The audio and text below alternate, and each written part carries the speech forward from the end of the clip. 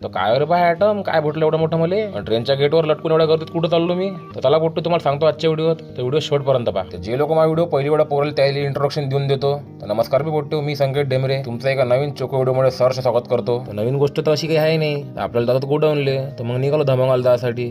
तर मी म्हटलं तुम्हाला तर माहिती तुमच्या भावाचा नशीब कम चोको आहे. एक गाडी काढू दे, 2 गाडी काढू दे. मी म्हटलं घे ना पुरेच्या पुऱ्या काढून, संध्याकाळ पावतारच्या राय तू उभा मी संध्याकाळपर्यंत इथं. खराब हो जाएगा. तर आपल्याला होतं गोडाऊनले काम गिम केलं, निघालो मग वापस जायसाठी. आलो डायरेक्ट स्टेशनवर का तिकडे तिकडे घुमत बसलो, कारण घरचे यायचे होते, कारण घरची बी सोबत आपल्यासोबत जाणार होती जिथे जाता तिथं. मग त्याची वाट पाहत बसलो. तर घरचे येईपर्यंत रिकाम पण होता, कामधंदा काही होता नाही. तर बसलो मग कुत्रे मारत इकडे तिकडं. मोबाईल घेतला तोंडाकडे करून आणि चाललो, कारण मला लोकांना पाहायला भलं आवडते. लोक माझ्या तोंडाकडे पाहते, मी त्याच्या तोंडाकडे पाहतो. का पोट्टा काहीतरी व्हिडिओ बनवू राहिला म्हणून भल्ली मजा येते मला त्याच्याकडे पाहताना. मग तिथे भेटला मग मला भाव्या चालला होता भुसावरले. आणि तेवढ्यात मग गाडी आली होती आमची, आणि घरची बी आली होते. मी म्हटलं चला आता गाडी आली तर पटकन बसा आणि निघा रे बा, कारण लय वेळ झाला आपल्याला जायसाठी. उशीर उरला तिकडे जायला जाता तिथं. आणि तुम्हाला तर माहित आहे, तुमच्या भावाला सीट जरी भेटली बसाले तरी त्याची कुठं टेकते तिथं. मग काय, कारण आपल्याला काढायची ती व्हिडिओ, तर आपल्याला पाहिजे दरवाजा. मी म्हटलं तुम्ही बसा अंदर, मी थांबतो इथं बाहेर. आणि तसं बी जनरल डब्यामध्ये जास्त जागा राहत नाही बसाले, कारण दुरून येणारे लोक पहिलेच ते जागा घेऊन घेते. आणि ज्याचा नशीब असन तोच बसू शकते रे त्याच्यामध्ये, नाही तर आपल्याला काही जागा भेटत नाही. तुम्हाला तर माहित आहे. मग गेटवर लटकाचं कारण म्हणजे असं का बडनरात गाडी तळाला भरली. मी म्हटलं लेका बसू तर बसू कसा, कारण उभं राहायला जागा नव्हती. तर बसायची तर गोष्ट तर वेगळीच राहिली. मग तर म्हणून आम्ही काही गेटवरच उभं राहिलो, कारण हवा मस्त भेटते. अंदर गेला तर बम कंजेस्टेड होत होतं.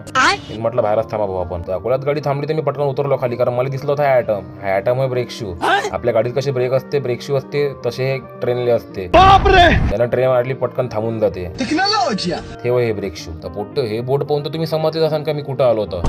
तर हो, मी आलो होतो आपल्या विदर्भाच्या पंढरीत, जे की आपल्या शेगावला म्हटले जाते. तर आम्ही आलो होतो श्री संत गजानन महाराजच्या दर्शनासाठी. तर आम्ही कमीत कमी 15 ते 20 जण होतो. जे मागण पुढं तुम्हाला दिसत असेल ना, ते सगळे आमचे लोक होते. तर सकाळपासून काही कोणा जेवण केलं नव्हतं, त्याच्यानं सगळ्याला लागलं तर बहुत बेकार भूक. लोक सगळे म्हणत होते की पहिले आपण जेवण करून घेऊ म्हणे, नंतर दर्शन करून घेऊ म्हणे, कारण दर्शनाला जास्त वेळ लागत नव्हता. आणि जेवणाच्या लाईनीत गेलो, जेवणाच्या लाईनीत बी काहीच गर्दी नव्हती. डायरेक्ट गेल्या आमचा नंबर लागत होता, कारण 4:30-5 वाजून राहिले होते. त्याच्यानं काहीच गर्दी नव्हती. तर बंद करायचा टायमिंग चालू होता. मी म्हटलं जेवायला भेटलं पाहिजे रे भाऊ, कारण बहुत बेकार भूक लागली म्हटलं सगळे. श्री संत गजानन महाराज महाप्रसादालयाचा टायमिंग हा चेंज झाला आहे. पहिले जो 9 ते 9 होता, तो आता 10 ते 5 झाला आहे. तर याचं थोडंसं लक्ष देता, नाही तर यान तुम्ही तुमच्या मनात आरामशीर जेवायला तिथं. मग पटकन ताट घेतलं आणि पटकन जेवायला बसलो, कारण बेकार भूक लागली सगळ्याला. मंदिरातल्या जेवणाची चव तर तुम्हाला माहित आहे, कधीच चेंज होत नाही. सात्विक जेवण राहते आपल्याला, त्याच्यानं काही टेन्शनच नाही. कोणाला इथे येऊन आरामात जेवू शकते ते माणूस. मेन म्हणजे बिना कांद्या लसणाचं जेवण राहते, त्याच्यानं कोणाला टेन्शनच नाही. ज्याला कांद्या लसण जमत नाही त्याला तर बिलकुल टेन्शन नाही.